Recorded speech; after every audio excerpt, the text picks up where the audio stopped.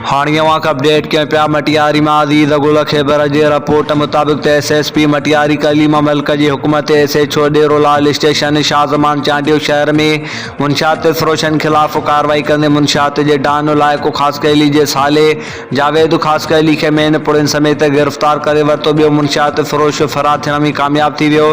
तफ़सील मूजिब स्टेशन डेरोलाल के SHO शाहज़मान Chandio SSP Matiari कलीमा Malik की हुकूमत कार्रवाई कंदे एक मुनशात फ़रोश जावेद ख़ासकैली के वडे मिक़दार में मेन पुड़िन समेत गिरफ्तार करे वरतो ऐं हिकु मुनशात फ़रोश अमीर बश उर्फ़ लेगो साहिवाल भॼी वञण में कामयाब थी वियो।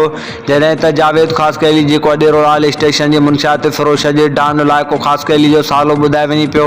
लाइक़ो अंडरग्राउंड थियण बैदि संदसि साले जावेद ख़ासकैली शहर में मुनशात हलाइण लॻो, जेको अॼु SHO शाहज़मान चांडियो गिरफ्तार करे मुनशात एकड़ तहत केस दाख़िल करे चालान करे छॾियो ऐं अमीर बश उर्फ़ लेगो साहिवाल भॼी वञण में कामयाब थी वियो, जेको रूपोश ॼाणायल आहे।